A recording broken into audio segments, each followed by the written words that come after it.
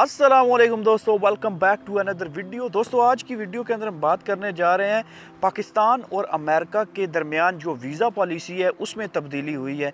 तो दोस्तों, अमेरिका ने पाकिस्तानियों के लिए वीज़ा जो पॉलिसी है वो चेंज कर दी गई है।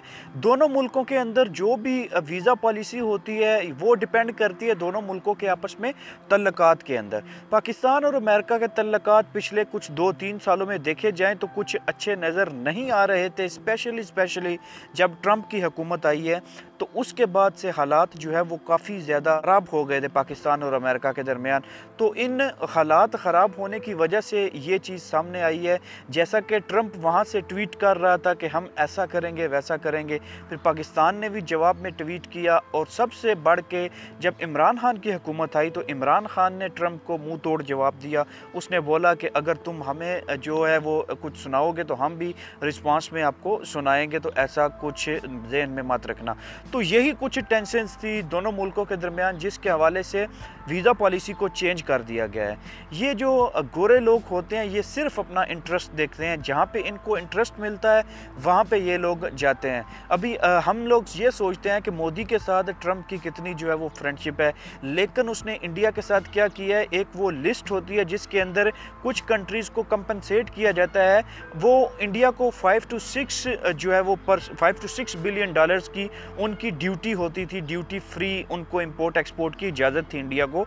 लेकिन कुछ ऐसे सूरत हाल पैदा हुई कि उसने वो ड्यूटी ख़त्म कर दी। अभी इंडिया को 5 to 6 बिलियन की जो ड्यूटी फ्री इंपोर्ट एक्सपोर्ट होती थी वो ख़त्म कर दी गई है। इंडिया के साथ साथ तुर्की को भी उससे निकाल दिया गया है।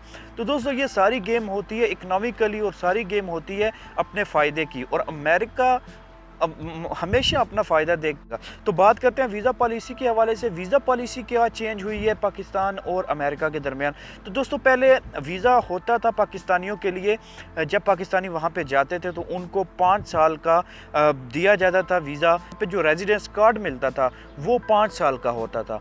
लेकिन अभी क्या किया है उन्होंने, अभी उन्होंने किया है कि वो 5 साल का पीरियड ख़त्म करके उसको 1 साल तक ले गए हैं। 1 साल का अभी मिलेगा, यानी कि 12 महीनों का आपको रेजिडेंस मिलेगा। उससे ज़्यादा पाकिस्तानियों को वो चीज़ नहीं मिलेगी।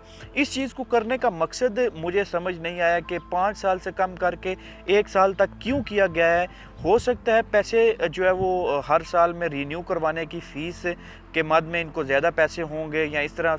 तो फिर अगर पैसों का मामला था कि तो सिर्फ पाकिस्तानियों के साथ ऐसा क्यों किया है, ठीक है। तो फिर उसके अलावा एक और चीज़ उन्होंने की है, जो पाकिस्तान के अंदर अगर आप वीज़ा फ़ीस पहले बहुत कम थी और अभी उस वीज़ा फ़ीस को भी ज़्यादा कर दिया है। 5,000 पाकिस्तानी रुपयों में उस वीज़ा फ़ीस को मेरे ख़्याल में ज़्यादा कर दिया गया है। तो इस चीज़ के हवाले से ये 2 चीज़ें सामने आई हैं।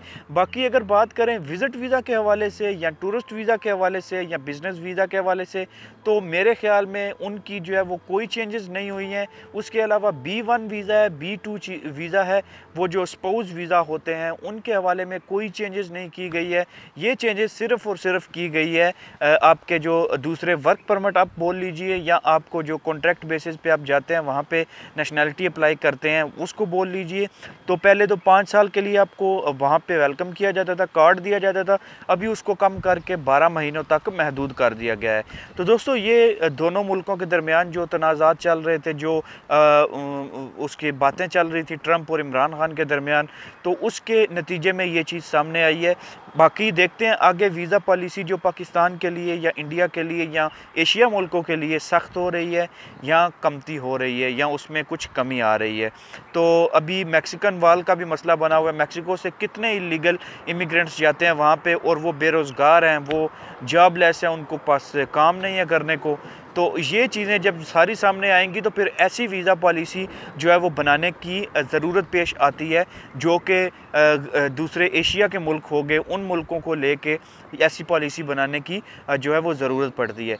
तो ये एक अपडेट थी जो मैंने आपके साथ शेयर करनी थी। तो प्लीज़ चैनल सब्सक्राइब नहीं किया, चैनल सब्सक्राइब कर लीजिए और बेल आइकन को दबा दीजिए ताकि आपको हर आने वाली लेटेस्ट वीडियो वक्त से पहले मिल सके।